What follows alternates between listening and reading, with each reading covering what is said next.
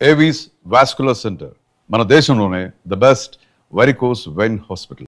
మామూలుగా హీరోయిన్స్ అంటే ఏంటి, 4 సాంగ్స్ ఉంటాయి హీరో పక్కన, రెయిన్ సాంగ్ ఒకటి ఉంటుంది, స్విమ్ సూట్ ఒకటి ఉంటుంది, సూట్ ఉంటుంది, సీషోర్ సాంగ్ ఒకటి ఉంటుంది, మళ్ళీ ఏదో రొమాన్స్ ఉంటుంది, ఇలాగే అనుకుంటాం కదా. అలా కాకుండా ఇప్పుడున్న జనరేషన్ కూడా, మేడం మీరు ఆ సినిమా చేశారు కదా చాలా బాగుంటుంది మేడం, మొగుడిని నమ్మేస్తారు కదా, శుభలగ్నం మేడం, క్లాసిక్స్ కదా అవి, క్లాసిక్స్, మిస్టర్ పెళ్ళాం, ఇలాంటి సినిమాలు కమల్ హాసన్ గారు చేశారు కదండి. మొన్న ఎప్పుడు చెన్నైలో షాపింగ్ వెళ్ళానండి. ఆ షాపింగ్ ఓనర్ వచ్చి తెలుగు ఆయన. ఫస్ట్ నేను ఏదో మేకప్ థింగ్స్ వెతుకుతున్నాను, మీరు మేకప్ ఆర్టిస్ట్ అండి అన్నారు. అండ్ నేను మామూలు వితౌట్ మేకప్లో వెళ్ళాను. నేను మేకప్ ఆర్టిస్ట్ కాదండి, నాకు మేకప్ థింగ్స్ అంటే. తర్వాత ఆయన కొంచెంసేపు అయిన తర్వాత కాసేపు తర్వాత ఆయన గుర్తుపెట్టాడు, మీరు ఆమ్ని గారు కదండి. బాబాయ్ ఏంటండి ఇలా సన్నబడిపోయారు అన్నారు. సన్నగా ఉంటేనే అండి మళ్ళీ ఛాన్స్ దొరుకుతాయి, లేదంటే దొరకదు, లావ్ అయిపోతే ఎలాగా అన్నాను. అప్పుడు అన్నారు, మేడం మీరు అసలు మిస్టర్ పెళ్ళాం ఏం యాక్టింగ్ అండి అంటే, కొంతమందికి మిస్టర్ పెళ్ళాం నచ్చుతుంది, కొంతమందికి శుభలగ్నం నచ్చుతుంది. అలా డిఫరెంట్ రోల్స్ నేను చేసే అవకాశాలు నాకు. సో ఎక్కడ అసంతృప్తి అన్నది ఎక్కడ లేదు. అంటే అసంతృప్తి అంటే అది చేద్దాం అనుకుని నేను చేయలేపాను, లేకపోతే ఒకరితో చేద్దాం అనుకుని ఆ కాంబినేషన్ ఇప్పటికీ ఉందండి అది అసంతృప్తి. ఇప్పుడు మన శ్రీదేవి గారు చేశారు దాన్ని, మీండం కోకిల, అది వసంత కోకిల, ఆ క్యారెక్టర్ నాకు చేయాలని ఉంది, మిగిలిపోయింది కదా. ఇప్పుడు మళ్ళీ చేయలేము ఆ క్యారెక్టర్ చేయాలంటే. అవును, ఆ స్టేజ్ ఆ ఏజ్ దాటిపోయింది. అవును, అది అలాంటి సినిమా. అలాగే ఇప్పుడు రీసెంట్గా మనం బాహుబలిలో మన రమ్యకృష్ణ గారు అసలు ఎక్సలెంట్ క్యారెక్టర్ కదా అది. సో అలాంటి క్యారెక్టర్లతో దొరికితే నేను చేయాలి అనిపిస్తుంటుంది. ఆర్టిస్ట్కి ఎప్పుడు అసంతృప్తి తృప్తి అనేది ఉండదు. ఈ క్యారెక్టర్ నేను చేయాలి, ఆ క్యారెక్టర్ నేను చేయాలి, అన్నీ నేనే చేయాలి, అది కామన్ గా ఉండే తప్ప. బట్ నేను అనుకోని క్యారెక్టర్స్ కూడా నేను చేశాను కదా. అది ఇప్పుడు శుభలగ్నం అని నేను అనుకోలేదు, ఊహించిన క్యారెక్టర్స్ అవన్నీ. సో ఒక పక్కన ఆ సంతోషం కూడా ఉంది. కానీ మీరు అంతమందితో చేశారు కానీ ఒక్కళ్ళతో మిస్ అయ్యారు. తెలుసండి మీరు ఎవరిని అడుగుతున్నారని. ఎవరు చెప్పండి. మా మెగాస్టార్ చిరంజీవి గారు. అదొక్క అసంతృప్తి ఉందండి, ఆర్టిస్ట్గా అదొక్కటి ఉంది. ఎందుకంటే ఆ టైంలో ఆయనతో చేయడానికి అవకాశం రాని హీరోయిన్ మీరు ఒక్కరే. సౌందర్య చేసింది వచ్చిందండి, నాకు అవకాశం రాలేదు. నేను ఎప్పుడు ఆయన్ని జపిస్తూ ఉండేదాన్ని కదా, ఎలా దేవుడిని జపించేదాన్నో అలాగా. నేను చిన్నప్పుడు స్కూల్కి వెళ్ళే టైంలో ఆయన మన రాధా గారి సినిమాలు, విజయశాంతి గారు పక్కన చేసిన సినిమాలని ఎక్కువ చూసేదాన్ని. నాకు అక్కడే నేను చిరంజీవి గారు ఫ్యాన్ అయ్యాను. అసలు ఆ చిరంజీవి గారు అంటే ఇంకా పిచ్చి, సినిమా ఎంత పిచ్చో అంతే పిచ్చి నాకు చిరంజీవి గారు అంటే. ఇంకా నేను నా రొమాన్స్, నేను సాంగ్ ఏదైనా నేను డ్రీమ్లో ఇలా ఊహిస్తానంటే అది చిరంజీవి గారు పక్కన హీరోయిన్ తీసి మీరు వెళ్ళిపోతారు. నేను వెళ్ళిపోయేదాన్ని ఇలా నేను అక్కడ చేస్తే ఎలా ఉంటుందని అలా వెళ్ళిపోయేదాన్ని. సో అలా ఒక డ్రీమ్ నాకు ఉండేదన్నమాట. అది నాకు నిజమైంది కూడా. నాకు నిజంగా దొరుకుతుంది అనుకోలేదు. బట్ నాకు ఆఫ్టర్ శుభలగ్నం రిక్షావాడు సినిమా, ఆ సినిమాకి నేను ఫస్ట్ అడిగారు అనమాట, డేట్స్ కూడా తీసుకున్నారు. మళ్ళీ ఒక షూట్కి వెళ్ళాక 15 days ఉన్నప్పుడు నేను చిరంజీవి గారితో మాట్లాడాను కూడా. నేను ఆ టైంలో షూట్కి వెళ్తున్నా అన్నీ తెలుసు, సౌందర్యకి తెలుసు. సౌందర్య కూడా చాలా హ్యాపీ, ఎందుకంటే సౌందర్య కూడా ఉంది ఆ సినిమాలో. నేను సౌందర్య ఇద్దరు చాలా హ్యాపీ. మన ఇద్దరు మళ్ళీ కలిసి చేస్తున్నామే అని. నేను బెంగళూరు షూట్కి వెళ్తే తను ఫోన్ చేసింది నాకు. ఆఫ్టర్ 15 days తర్వాత 1 week తర్వాత ఏమైందో తెలియదండి. నగ్మా గారు అని ఇది ఫోటో దీంట్లో చూసా, ఏదో ఒక పత్రికలో చూసాను. తర్వాత మా మేనేజర్ చెప్పారు, లేదమ్మా ఇలాగా మనం లేదు ఏమంటే డైరెక్టర్ చేంజ్ అయ్యారు అక్కడ. కోదండరామరెడ్డి గారు చేయాల్సిన సినిమా కోదండరామకృష్ణ గారు ఎవరు చేశారు. కోదండరామరెడ్డి గారు భార్గవ ఆర్ట్స్కి వెళ్ళారు, మాతో పెట్టుకోక సినిమా. అప్పుడు షఫల్ అయ్యారు డైరెక్ట్. షఫల్ అయ్యేప్పటికి అక్కడ ఏం జరిగిందో తెలీదు, నిజం నాకు తెలియదు, దేవుడికే తెలుసు. నేను మారాను అనమాట.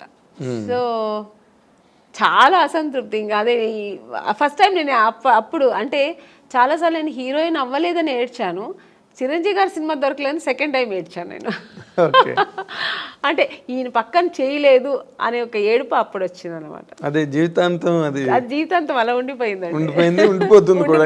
ఉంటుంది ఎందుకంటే ఇంకా దానికి ఇంకా ఆప్షన్ లేదు మళ్ళీ. ఏమైనా రాబోయే రోజుల్లో ఏదైనా సిస్టర్ క్యారెక్టర్ సిస్టర్ క్యారెక్టర్ కూడా వచ్చిందండి, నేను చేయలేదు. స్టేట్ ఎవరు మన ఖుష్బు గారు చేస్తారు. ఏ సినిమా అండి అది? స్టాలిన్ నాకు అడిగారు అనమాట. ఓకే. అడిగారు, నేను సిస్టర్ రోల్ నేను చేయను, నేను ఊహించుకోలేను అసలు ఆయన పక్కన అసలు అని నేను చేయనని చెప్పాను. మురుగదాస్ డైరెక్టర్ అడిగారండి, నేను చేయనన్నా.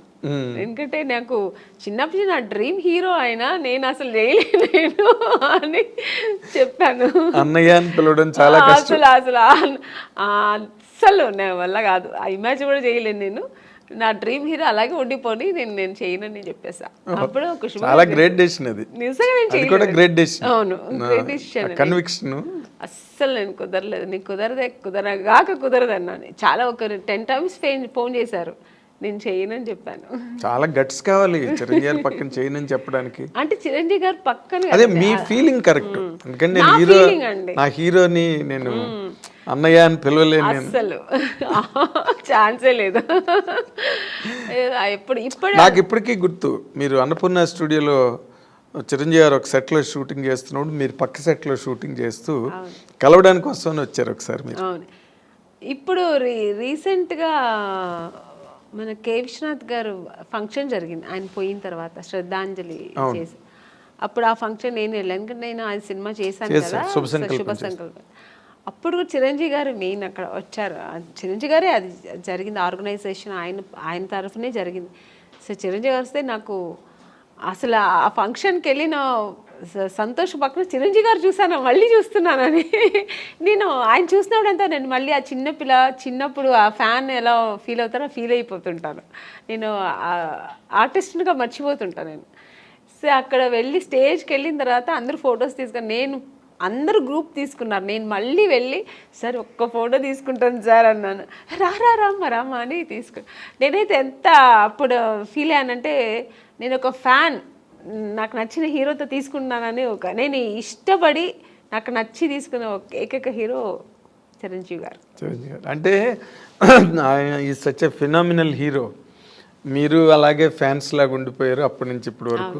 ఇప్పుడు మళ్ళీ కొత్త జనరేషన్ తీసుకుంటున్నాను. ఇప్పుడు చేస్తున్నప్పుడు అందరూ హీరోస్తో నేను తీసుకుంటా పర్సనల్గా, దట్స్ డిఫరెంట్. బట్ నాకు ఇష్టపడి చిరంజీవి గారు పక్కన తీసుకుని ఇలా తీసుకుంటే అసలు మళ్ళీ బ్యాక్ టు 25 years బ్యాక్ వెళ్ళిపోయాను అనమాట. ఇప్పుడు మీరు మాట్లాడుతున్నప్పుడే ఎంతో పొంగిపోతున్నారు. అంటే అది ఇష్టం నాకు. అంటే ఆయన ఏమో మరి తెలీదు, ఆయన యాక్టింగ్, ఆయన డాన్స్ స్టైలు ఇప్పుడు కూడా అలాగే చేస్తారు ఆయన. అసలు రీసెంట్గా సినిమా చూశాను, వాల్టర్ వీరయ్య. అసలు ఆ హీరో గారు ఎంత అసలు ఛాన్సే లేదు. రెడీ అవ్వాలి అంటే మీరు ఎప్పుడు క్లాసిక్ క్యారెక్టర్స్, ఒక ఇంపార్టెంట్ రోల్సే చేశారు. గ్లామర్ వైపు అసలు ఎప్పుడు పోలేదు మీరు. రమ్యకృష్ణ గారు చేశారు, కొంతలో కొంత సౌందర్యం కూడా చేసింది. మీరు అసలు అటు పక్కకే పోలేదంటే నాకు స్టార్టింగ్ నుంచి ఇప్పుడు జంబలకడి పంలో మాస్ క్యారెక్టర్ అండి నేను చేశాను. తర్వాత ఏంటో ఆఫ్టర్ ఇమ్మీడియట్గా నాకు మిస్టర్ పెళ్ళాన్ దొరికింది. మిస్టర్ పెళ్ళాన్ తర్వాత చూసారంటే ఇంకా టోటల్గా హోమ్లీ క్యారెక్టర్స్ దొరికింది నాకు. ఒకవేళ నేను ఆ ఫేస్ నా బాడీ స్ట్రక్చర్ సెట్ అవుతుందేమో కానీ అందరూ ఆమెని అంటే ఇలా ఉంటేనే బాగుంటుంది, శారీ కట్టుకుంటేనే అందంగా ఉంటుందని. సో నాకు అలా బ్రాండ్ వేస్తారనమాట. అప్పట్లో జయసుధ గారికి ఉండేది అది. జయసుధ గారికి ఎలా ఉంటుంది, ఆవిడ ఎప్పుడు మాస్ అంటే అడవిరాముడు అవన్నీ చేశారు కానీ బట్ సహజ నటి అని ఒక ముద్ర వేసి ఆవిడని అలా పక్కన పెట్టారు. ఎంత బిజీగా ఉన్నా ఆవిడ అవే కైండ్ ఆఫ్ క్యారెక్టర్స్ చేసుకుంటూ వెళ్ళారు ఇప్పటి వరకు. బేసిక్గానండి ఈ మధ్య రోజుల్లో అంటే మీ టైంలో లేదు, ఏముందో బయటకు తెలియదు. బట్ ఈ రోజుల్లో ఈ కాస్టింగ్ కోచ్ అని మీరు ఒక సీనియర్ యాక్ట్రెస్గా, ఒక సక్సెస్ఫుల్ హీరోయిన్గా, ఒక డిగ్నిటీ అవన్నీ నిలబెట్టుకుని ఇన్నాళ్ళు ఇండస్ట్రీలో కంటిన్యూ అయిన ఒక స్టార్గా ఈ ఈ డెవలప్మెంట్స్ చూస్తున్నప్పుడు మీకు ఏమనిపిస్తుందండి? అంటే ఈ ప్రజెంట్ హీరోయిన్స్ ఫేస్ చేసే ఇష్యూస్ కానీ, లేకపోతే ఇండస్ట్రీలో వచ్చిన మార్పులు కానీ. అంటే హీరోయిన్ ఇప్పుడు ఫేస్ చేస్తున్న ఇది సావిత్రి గారి టైంలో నుంచి ఉందండి. ఓకే. ఇప్పుడు మీరు చెప్పేది ఏంటంటే హీరోయిన్స్ డిఫరెంట్ ప్రాబ్లమ్స్ ఫేస్ చేయాల్సి వస్తుందని. ఆ ప్రాబ్లమ్స్ హీరోస్కి లేదు, హీరోయిన్స్కి మాత్రమే ఉంది. అదే కదా చెప్తారు మీరు. అవును. అది ఇప్పుడు కాదండి, అప్పుడు ఉన్న హీరోయిన్స్ దగ్గర నుంచి ఉంది. కాకపోతే అప్పుడు సోషల్ మీడియా, ఈ పబ్లిసిటీ ఇవన్నీ లేదు కాబట్టి తెలీదు. ఇప్పుడు అన్ని చిన్న విషయం కూడా ఇప్పుడు ఎలకపోయిందంటే పూలే పోయిందని ఇప్పుడు అంత ఎక్స్ప్లోర్ చేస్తున్నారు. చిన్న విషయాన్ని ఏమీ లేకుండా దాన్ని ఒక పెద్ద ఇష్యూలాగా చూపిస్తున్నారు. అంతే తప్ప ఎప్పుడు లేదండి ప్రాబ్లమ్స్ హీరోయిన్స్కి, ఉంటూనే ఉంది. కానీ మనం చూస్ చేసుకోవాలి. హీరోయిన్స్గా అందరూ కష్టపడే వస్తారండి. ఎవరు వచ్చిన వెంటనే హీరోయిన్ ఎవ్వరు అవ్వలేరు. అంటే చేసిన ఆ హీరోయిన్స్ వాళ్ళకే తెలుసు. ఎవరికైనా ఆ వెనకాల ఒక కథ ఉంటుంది, వాళ్ళకి వాళ్ళ బ్యాక్గ్రౌండ్ ఉంటుంది, వాళ్ళు ఏం కష్టపడ్డారు, ఎలా వచ్చారనేది ఉంటుంది. కానీ ఇప్పుడు మనం చూస్ చేసుకోవాలి. రెండు ఉంటుంది, మంచి ఉంటుంది, చెడు ఉంటుంది. మీరు ఏ ప్రొఫెషనల్ తీసుకోండి, ఏ జాబ్లో తీసుకోండి, మీకు ఉంటుంది మంచి చెడు. దాన్ని మనం తీసుకునే రీతి, మనం తీసుకోవాల్సిన ఇది మంచి ఇలా వెళ్ళాలి అనేది మన చేతుల్లో ఉంది అంతే. చెడు ఉందని తెలిసిన తర్వాత మనం ఎందుకు వెళ్తామండి కదా. అని మీరు ఎప్పుడు అట్లాంటి ఎవరు మీ జనరేషన్? చెప్పాను కదా, ఫేస్ చేశాను నేను కూడా. తెలుగు మనం తమిళ్లో చాలా ఫేస్ చేశాను నేను కూడా. Casting couch problem. అవునండి. ఇప్పుడు పెద్ద డైరెక్టర్స్ పెద్ద కంపెనీల్లో లేదు అలాంటి నాకు తెలిసి. కొన్ని కొత్త కంపెనీస్ వస్తాయి, కొత్త వాళ్ళు వస్తారు, సడన్గా ఆఫీస్ వేసుకుని హీరో. మనకేం తెలుసు వాళ్ళు కొత్త ఏదో హీరోయిన్స్ ఛాన్స్ అంట, మనం వెళ్తాము. పిలుస్తారు, మేనేజర్ పిలుస్తారు, వెళ్తాం. ఓకే అండి, 2 పీసెస్ వేయాలండి, మీకు ఇక్కడ స్ట్రెచ్ మార్క్ లా ఉంటుంది కదా, అలా ఏమైనా ఉందంటే, నాకెళ్ళి ఎందుకు ఉంటుందండి స్ట్రెచ్ మార్క్, నాకు లేదండి అంటే, లేదు ఒకసారి చూపిస్తే బాగుంటుంది. ఎలా చూపిస్తారండి? పక్కన ఇప్పుడు ఒక మదరు మా బ్రదరు ఉంటారు, వాళ్ళ ముందు ఇది చూపించండి, ఎలా ఇలాంటివి జరుగుతాయండి. అది ఎలా చూపిస్తారు? అది వాళ్ళు అర్థం కావాలని చేస్తారా, లేదు పర్టికులర్గా దీనికోసమే ఆఫీస్ వేసుకొని కూర్చుంటారా, మనకు తెలియదు. అప్పుడు అర్థమైపోతుంది వీళ్ళు సినిమా తీస్తారా లేదు దీనికోసం వచ్చారా. మనకు ఎక్స్పీరియన్స్ కదా. ఇప్పుడు ఒక 4-5 కంపెనీ వెళ్తే ఇప్పుడు అక్కడ ఎలా జరిగింది. ఇప్పుడు ఒక పెద్ద కంపెనీకి వెళ్తే వాళ్ళు ఏం అడుగుతారు, కొంచెం డ్యాన్స్ చేసి చూపించమ్మా, ఒక యాక్టింగ్ చూపించు, ఎమోషనల్గా చేయి, ఇప్పుడు ఒక హీరోయిన్తో మాట్లాడాలి, ఈ డైలాగ్ ఇస్తారు, ఇది ఎలా మాట్లాడతాం, ఇలా అడుగుతారు. అది మనకు సినిమాకు సంబంధించింది మాత్రమే వాళ్ళు అడుగుతారు. స్ట్రెచ్ మార్క్ చూడాలి, మీకు ఇక్కడ ఏమైనా బ్లాక్ ఉంటుందా, మొన్న ఒక హీరోయిన్ అలాగ వచ్చారు, మేము చూడకుండా వేసుకున్నాము, చూసిన తర్వాత స్పాట్లో చూసాము, మీరు కొంచెం బట్టలు ఇప్పి చూపించండి. ఇలాంటివి కొన్ని కొత్త వాళ్ళు ఉంటారండి. ఇలాంటి వేషాలు వాళ్ళు దీనికోసం వస్తారా లేదు సినిమా తీయడం తెలిసిపోతుంది మనకు. అప్పుడు అర్థమవుతుంది. అప్పుడు లేదు సార్, ఐఎమ్ సారీ, నేను అలా అంతా చేయలేను, నాకు స్విమ్మింగ్ నాకు అసలే తెలియదు, నేను అలాంటి క్యారెక్టర్ కూడా నాకు వద్దని చెప్పి లేచి రావడం అంతే మన పద్ధతి. ఓకే చూపిస్తాను అనేది అది వాళ్ళ ఇష్టం అండి. అది ఎవరిని మేము తప్పు అనట్లేదు, వాళ్ళకి ఇష్టపడి ఓకే నేను దేనికైనా ఓకే నేను చూపిస్తాను అనేది వాళ్ళ మనసు దాన్ని బట్టి ఉంటుంది. నేనైతే మైండ్ సెట్ బట్టి నేనేమంటాను, లేదు సార్ నాకు అది తెలియదని నేనైతే అలా చేయించాను, మీకు అంత ఇది ఉంటే నన్ను హీరోయిన్గా వేసుకోండి, నేను మీకు 2 పీస్ ఐఎమ్ రెడీ, నేను స్విమ్ సూట్ వేసుకుంటా, కానీ ఇక్కడ బట్టలు ఇప్పి చూపించడం అయితే నేను కుదరదని లేచి వచ్చిన ఎన్నో సన్నివేశాలు నాకు జరిగింది. అలాంటి సిచ్యుయేషన్స్ వచ్చాయి అని ఇచ్చి అడ్వాన్స్ ఇచ్చిన కంపెనీలు ఎన్నో ఉన్నాయండి. నాకు అడ్వాన్స్ తీసుకున్నా, ఇంటికి వచ్చిన తర్వాత next day phone, madam manager, అప్పుడు మీకు సెల్ ఫోన్ లేదు కదా, ఏదైనా డైరెక్ట్ లేదంటే ల్యాండ్లైన్ మేనేజర్ వచ్చి మాట్లాడు, మేడం ఇలాగా డైరెక్టర్ గారు అక్కడ ఫుల్ ఇది పెట్టుకున్నారు, స్టోరీ డిస్కషన్ పెట్టుకున్నారు, ఇట్లా ఒక బీచ్ దగ్గర ఇట్లా రమ్మంటున్నారు మిమ్మల్ని, ఫైనాన్షియర్ వస్తున్నారు చూడాలంట. ఫైనాన్సర్ నన్ను ఎందుకు చూడాలి? నాకు అర్థం కాదు. ఫైనాన్స్ ఇప్పుడు చూడాల్సిందే డైరెక్టర్, ప్రొడ్యూసర్ అయిపోయింది. ఇంకా ఎక్కువ అనుకుంటే హీరో చూడాలా? ఓకే, హీరో గారు చూడాలి ఎలా ఉంటుంది, నా పక్కనే ఎలా చేస్తుంది హీరోయిన్, ఒక అమ్మాయి ఎలా ఉంటుందో చూడటం, ఇది పద్ధతి. ఫైనాన్సర్ ఎందుకు చూడాలి నన్ను అనవసరంగా? నాకు అర్థం కాదు. కొన్ని రోజుల తర్వాత అర్థమయ్యేది, ఓ దీని ఇంకోటి నాకు ఎక్కడ అర్థమయ్యేదంటే, మమ్మీ వద్దండి మీరు మాత్రం వస్తే చాలంటేనే అర్థమైపోయేది. కారు తీసుకొచ్చారు, ఐఎమ్ సారీ అని నేను రాను. ముందు మా అమ్మగారు అసలే పంపరు, ఒంటరిగా అంటే మా అమ్మ పంపించేది కదండి.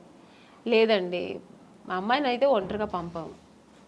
మా అమ్మ ఒక్కటే అన్నదండి, సినిమా హీరోయిన్ అవ్వాలా అనుకున్నావు, నాన్నగారి దగ్గర పర్మిషన్ తీసుకుని వచ్చాము. లేదు అప్పుడు ట్రై చేస్తున్నాం, అప్పుడు ట్రై చేసే టైంలో ఓకే దొరికితే చేద్దాం, లేదంటే ఉండే ఉంది మనకు బెంగళూరులో మాకు ఇల్లు ఉంది, హ్యాపీగా అక్కడ వెళ్ళి జాబ్ చేస్తా, లేదు చదువుతావు చదువు, పెళ్లి చేస్తానో చేస్తా. ఇన్ని ఆప్షన్ ఉన్నప్పుడు మనకు అనవసరం.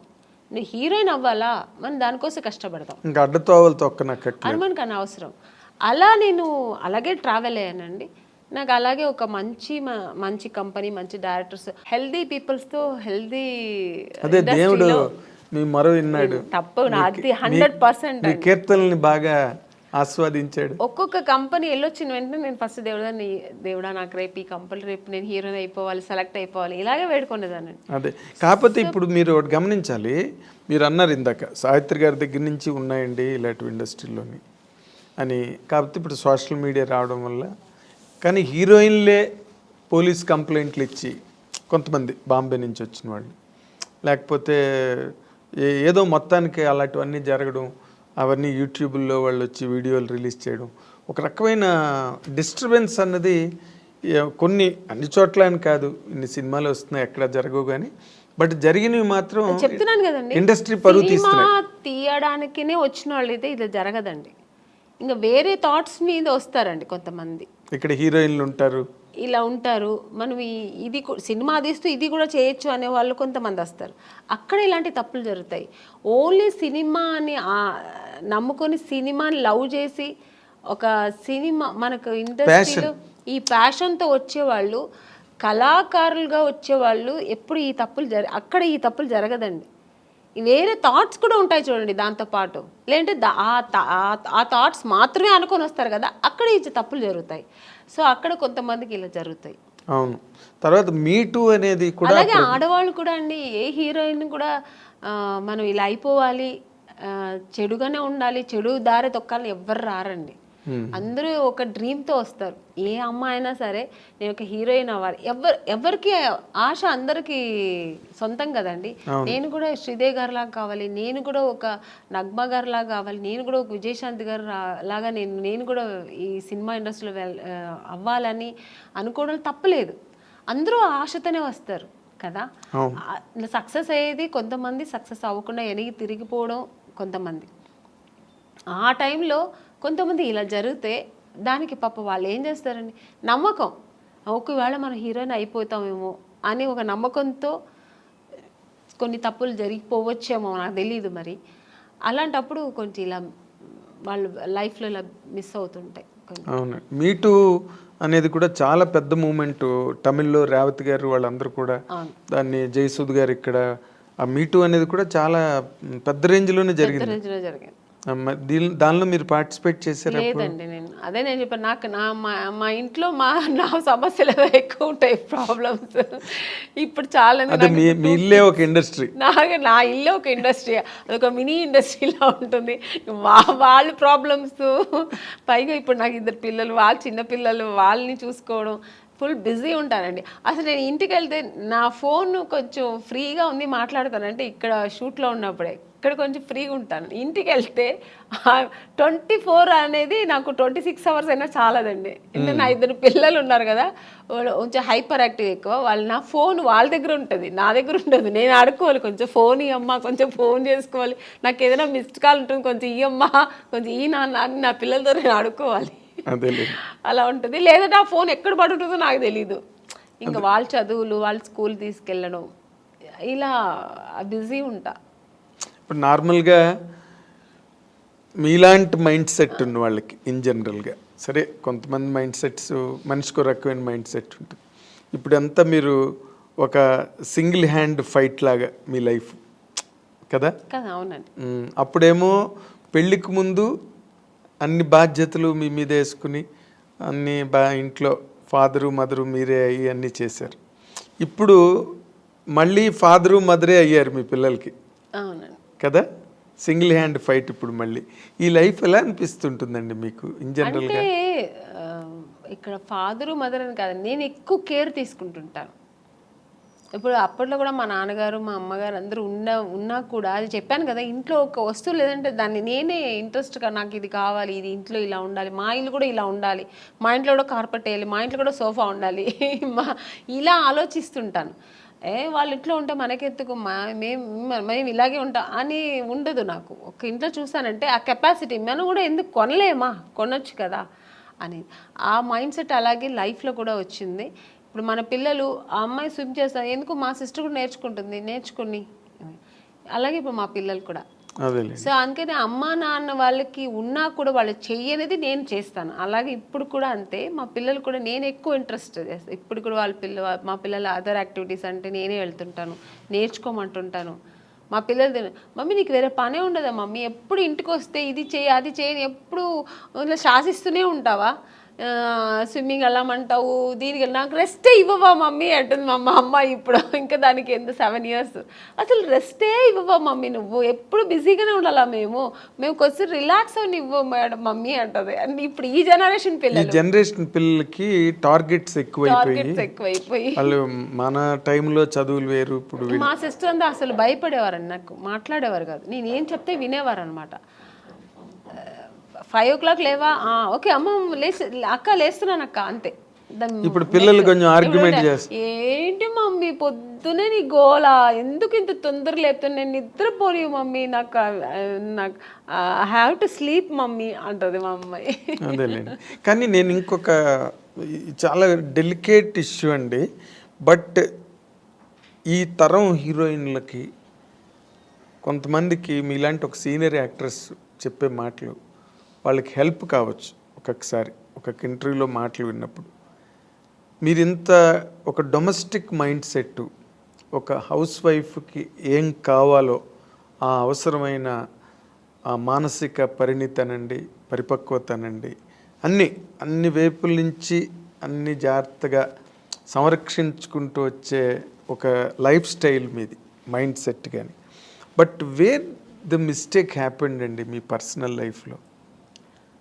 నాకేం మిస్టేక్ ఏం జరగలేదండి. మిస్టేక్ ఏముంది, మిస్టేక్ అంటే ఇప్పుడు హీరోయిన్గా ఉన్నాను, కొన్ని హీరోయిన్ అవ్వడానికి ఏం ఫేస్ చేయాలో చేశాను, హీరోయిన్ అయ్యాను. అంటే ఫేస్ చేశానంటే ఎక్స్పీరియన్స్ అయింది తప్ప ఇలా ఉండాలి, ఓకే ఇదిగా నెగటివ్స్ లేదు, ఇలా ఓకే ఇది ఉందా, నెగటివ్ ఉందా మనకొద్దు, ఓకే దూరంగా ఉందాం, ఓకే నెక్స్ట్ మంచి జరిగింది, హీరోయిన్ అయ్యాను. పెద్ద డైరెక్టర్ గంగేమ్రాన్ గారు, ఇక్కడ తెలుగులో ఈవి సత్యనారాయణ గారు, చేశాను. ఓకే ఐ లక్, దేవుడు గాడ్ గ్రేస్. అలాగే ఇంకా మ్యారేజ్ లైఫ్లో కూడా ఒక మ్యారేజ్ చేసుకున్నాను, నాకేం పెద్ద టెన్షన్స్ లేదు. నేను అనుకున్నట్టే నేను ఎలా ఉండాలనుకున్నా అలాగే ఉంటున్నాను హ్యాపీగా. నాకు అక్కడ ఏం రిస్ట్రిక్షన్స్ లేదు, ఏ ఫోర్స్ లేదు, నేను ఎలా ఉండాలో అలా. ఇంట్లో ఫ్రీ బర్డ్ నేను. కానీ చాలా విచిత్రమైన విషయం, అందరూ విచిత్రంగా ఆమని గారి విషయంలో ఫీల్ అయ్యేది, మీరు చాలా దైవభక్తురాలు, సంప్రదాయవాది, అసలు 16 అణాల హిందూ అమ్మాయి, ముస్లిం పర్సన్ని ఎలా చేసుకోవడం అన్నది అసలు సంథింగ్. అంటే నాకు మతాల మీద నమ్మకం లేదండి. నాకు రిలీజియన్ అనేది ఏం లేదు, ఆడ మగ అంతే. అంటే ఇప్పుడు నేను పెరుమాళ్ బాలాజీని ముక్తా అది నా ఇంట్రెస్ట్, నాకు అది ఇష్టం. అందుకని అల్లా ముక్తున్న తప్ప నేను అనట్లేదు, జీసస్ ముక్త తప్ప అనట్లేదు. జీసస్ నాకు ఇష్టమైతే నేను ఇప్పుడు నాకు కూర్చున్నప్పుడు చర్చికి వెళ్ళాలి అనిపిస్తే వెళ్తాను. అలాగా నాకు చర్చికి వెళ్ళే వాళ్ళు చాలా మంది అలాగే నాకు ఫ్రెండ్స్ కోసం కూడా రిలీజియన్ మతాల మీద పెద్ద ఇదేం లేదు నాకు. సో అందుకని నాకు ఆ ప్రాబ్లమ్స్ లేదు. కానీ నాకు ఇష్టం పూజలు చేయడం, ధ్యానం చేయడం, మంత్రాలు చదవడం, ఇవి నాకు ఇంట్రెస్ట్. అది నేను చేసుకుంటా. అందుకని వేరే వాళ్ళ మీద నువ్వు ఇలాగే చేయాలి, ఇదే నమ్మండి, ఇది చేయండి అని నేను ఎవరిని ఫోర్స్ చేయను. వాళ్ళు చేస్తున్నది కూడా నేను తప్పని నేను అన్నాను. అదే రుద్దరు మీ అభిప్రాయం ఎదుటి వాళ్ళ మీద రుద్దను. వాళ్ళు చేస్తున్న అంటే మీ మదర్ వైపు నుంచి కానీ ఎప్పుడు అపోజిషన్ రాలేదా? నాకు ఏది ఇష్టమో ఎవరు నన్ను ఎప్పుడు ఏమనలేదండి. మా అమ్మగారు ఒక్కటే, నువ్వు ఎవరైనా పెళ్లి చేసుకో, ఎలాగైనా చేసుకో, ఎలా అయినా ఉండు, సినిమా ఇండస్ట్రీని వదలద్దు. ఎందుకంటే అమ్మ నేను ఎంత కష్టపడ్డానో నాతో పాటు అమ్మ కష్టపడింది. అవును, ఎక్కడా కూడా అమ్మ నన్ను కష్టపడనివ్వకుండా ఆవిడ కష్టాలు అనుభవించినా నన్ను హీరోయిన్ చేసింది. అలాంటి ఒక ఇండస్ట్రీని హీరోయిన్ అవ్వడానికి నువ్వు ఎన్ని కష్టాలు పడ్డావు, అలాంటి ఒక ఇండస్ట్రీని వదలొద్దు. నువ్వు ఇష్టపడి వచ్చావు, ఆ కళామ తల్లి నిన్ను అనుకుని నీకు ఇచ్చింది, ఆ కళామ లైఫ్ లాంగ్ కొనసాగించు. ఇప్పటికీ మీ మదర్ నాతోనే ఉన్నారు.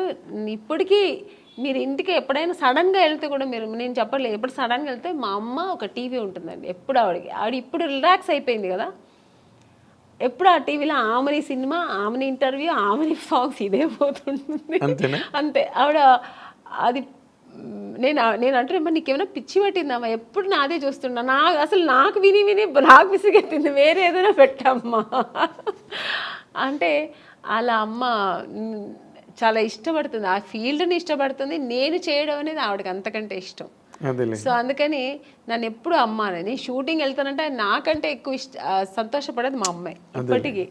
అంటే మీరు ఈ షూటింగ్ వెళ్తున్నావమ్మా, ఓకే ఓకే అంటారు. అదే ఆనందం, బికాజ్ మీరు పడ్డ కష్టానికి దొరికింది అంత సక్సెస్ దొరికింది. ఆ సక్సెస్ ఇప్పుడు అలాగే ఉండాలి, ఆ ఇండస్ట్రీని వదలొద్దు అంటుంది అమ్మ.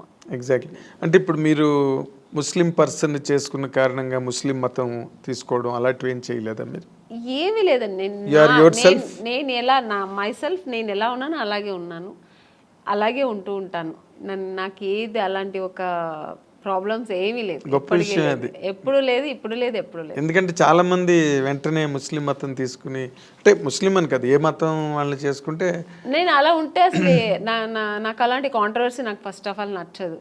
ఇలా ఉంటేనే అలాగా ఫోర్స్ అసలే నచ్చదు నాకు. ఓకే, నాకు ఎప్పుడు నాకని కొన్ని ఎథిక్స్, కొన్ని ఫ్రీడమ్స్ ఉంటాయి. అది ఏ విషయంలో అయినా, ఇది ఒక మ్యారేజ్ అనే కాదండి, పిల్లల విషయంలో కూడా అంతే. ఇప్పుడు నేను పూజ చేస్తున్నా అంటే నన్ను డిస్టర్బ్ చేయకూడదు 1 hour. నా పిల్లలైనా సరే నేను నెమ్మదిగా నేను అనుకున్న పూజ నేను జరిపించేయాలి, అలా అనుకుంటాను, అది నాకు జరగాలంతే. సో ఇప్పుడు ఈ ఇంత లాంగ్ స్ట్రెచ్ ఆఫ్ లైఫ్, అవతల కెరీరు, ఫ్యామిలీ లైఫ్, ఇవన్నీ కూడా ఇప్పుడు ఒకవేళ ఫ్యామిలీ లైఫ్లో ఏదైనా వచ్చిన డిస్టర్బెన్సెస్ని కూడా మీరు అన్నిటినీ ఓవర్కమ్ చేసే మెంటల్గా బాగా సెట్ అయి ఉన్నారండి, లేకపోతే స్టిల్ యూ ఫీల్ ఫస్ట్? ఏమీ లేదు, నాకు అసలు ఏ ప్రాబ్లమ్స్ లేదు మెంటలీగా కానీ, నాకు అసలు ఆ మానసిక ప్రాబ్లం ఏమీ లేదండి. హ్యాపీగా ఉన్నా, ఐఎమ్ వెరీ హ్యాపీ. నాకు మెయిన్ ఫస్ట్ నాకు ఇండస్ట్రీ అండి, నేను ఇష్టపడి వచ్చిన ఇండస్ట్రీ. సో అది హెల్దీగా నాకు ఇప్పటి వరకు నేను వెళ్తున్నా జర్నీ. సెకండ్ నా పిల్లలు, నా ప్రపంచం ఇదే, నా ప్రొఫెషనల్, నా పిల్లలు, ఇది నా ప్రపంచం. దీని తర్వాత ఏదైనా ఆలోచిస్తాను, దీని తర్వాత సెకండరీ, ఇంటికి సెకండరీ. నేను ఇక్కడ వస్తే నా ప్రొఫెషనల్ ఓన్లీ ఫోకస్ దీంట్లోనే ఉంటుంది. ప్యాకప్ అంటే నెక్స్ట్ ఫ్లైట్ ఏది ఉంటే వెళ్ళిపోతుంటా ఇంటికి, ఎందుకంటే నా పిల్లలు వెయిటింగ్ అక్కడ, ఎందుకంటే వాళ్ళు చాలా మిస్ అవుతుంటా. అవును, సో జయసుద్ గారు కూడా 6 రోజులే ఎట్ ఏ స్ట్రెచ్ షూటింగ్ చేసి మళ్ళీ 3 days బ్రేక్ తీసుకున్నారు. నేను బ్రేక్ తీసుకున్నాండి, నాకు బ్రేక్ వస్తుంది. ఇప్పుడు వచ్చింది అనుకోండి, ఇప్పుడు 3 days బ్రేక్ వస్తుంది, వెళ్ళిపోతా. ఫస్ట్ నా పిల్లలు వాళ్ళు నా కోసం వెయిట్ చేస్తాను, మమ్మీ ఎప్పుడు ఫోన్లో ఎప్పుడు వస్తావు మమ్మీ, ఎప్పుడు వస్తా, ఆ పిలుపుకు వెళ్ళిపోయి ఫస్ట్ ఇంకా వాళ్ళతో ఎన్ని టెన్షన్స్ ఉన్నా వాళ్ళతో వెళ్తే మొత్తం నేను ఇంకా అక్కడ మర్చిపోతాను అన్ని. వాళ్ళ టెన్షన్స్, వాళ్ళని స్కూల్కి తీసుకెళ్ళడం, మార్నింగ్ వాళ్ళు రెడీ చేయడం, వాళ్ళని స్కూల్ నుంచి తీసుకురావడం, వాళ్ళకి ఏది మంచి కావాలి చెడు కావాలి వండి పెట్టడం, వాళ్ళని బయట తీసుకెళ్ళడం, ఇంకా వాళ్ళ విషయంలో బిజీ ఉంటాను అన్నమాట. చిరంజీవి గారితో చెయ్యాలనుకుని చేయలేపారు లైఫ్లో. ఇప్పుడు చిరంజీవి గారు అబ్బాయి రామ్ చరణ్ అసలు ఇంటర్నేషనల్ గ్లోబల్ స్టార్. అవునండి. రామ్ చరణ్తో చేసే అవకాశం ఏమైనా ఉందా మీరు? ఇప్పుడు లేదు, వస్తే మాత్రం చేస్తానండి హ్యాపీగా. అదే రామ్ చరణ్ తర్వాత ఇప్పుడు ఈ younger generation heroes junior NTR గారు కానీ, మహేష్ బాబు కానీ, అవకాశాలు ఏమైనా వచ్చాయా మీకు ఇప్పటి వరకు? మహేష్ బాబు గారు సినిమా చేశాను రీసెంట్గా. ఇంకెవరితో చేయ అవకాశం రాలే, వస్తే మాత్రం హ్యాపీగా చేస్తానండి, చాలా సంతోషంగా చేస్తాను. వాళ్ళు బాగా మీకు ఇష్టమైన హీరో ఎవరండి యంగర్ జనరేషన్లో? అందరూ ఇష్టమే. ఎక్కువ అనుకుంటే నాకు జూనియర్ ఎన్టీఆర్ గారు అంటే చాలా ఇష్టం. అవునా? ఆయన సినిమాలు బాగా చూస్తుంటా ఇప్పట్లో. అంటే ఎందుకు అంటే ఆయన కూడా బాగా డాన్స్ ఎనర్జెటిక్గా బాగా చేస్తారు. అంటే అందరూ చెయ్యరని చెప్పట్లేదు. ఇప్పుడు రామ్ చరణ్ గారు కానీ మన మహేష్ బాబు గారు అందరూ ఇష్టమే. కానీ ఆయన సినిమాలు ఏదో కొంచెం ఎక్కువ మాస్ ఎక్కువ ఉంటుంది కొంచెం. సో అదే మాస్ హీరో అందుకని ఆయన ఫస్ట్ ఇది కూడా బిగ్ బాస్ చేసేది కూడా నేను చాలా ఇంట్రెస్ట్గా చూసాను నేను. అవునా? అంత చిన్న వయసు అంత చక్కగా మాట్లాడడం అన్ని చక్కగా స్పీకర్. నెక్స్ట్ ఇప్పుడు నాగార్జున గారిది కూడా బాగుంది. బట్ జూనియర్ ఎన్టీఆర్ గారు ఫస్ట్ టైం చేశారు కదా అలాంటిది ఈవెంట్, ఆయన చేయడం ఫస్ట్ టైం కదా అది. Exactly. So very very nice Amman గారు, చాలాసేపు మా స్టూడియోకి వచ్చి చాలా చాలా విషయాలను మీరు గుర్తు చేసుకున్నారు, చెప్పారు. చాలా హ్యాపీ. మీ సెకండ్ ఇన్నింగ్స్ కూడా మంచి మంచి క్యారెక్టర్లు, మళ్ళీ ఒక 25 ఏళ్ళ తర్వాత మిమ్మల్ని ఎవరైనా ఇంటర్వ్యూ చేస్తే మళ్ళీ ఈ క్యారెక్టర్లన్నీ చెప్పి మాట్లాడండి, మంచి క్యారెక్టర్స్ మీరు చేయాలని. మీకు మీరు నమ్మే దేవుడు అన్నీ మీకు ఇంకా బాగా ఇచ్చి హ్యాపీ లైఫ్ ఇవ్వాలని కోరుకుంటూ we wish you all the very best from the iDreams side అండి. This is what our eminent actress ఆమెన్ గారు, ఆవిడ తాలూకు అనుభవాలు, లైఫ్ జర్నీ, క్యారెక్టర్స్ అన్నీ చాలా టైం తీసుకుని మనతో డిస్కస్ చేసినందుకు మన అందరి తరఫున ఆవిడకి థ్యాంక్స్ చెప్తున్నాను. Thank you for watching.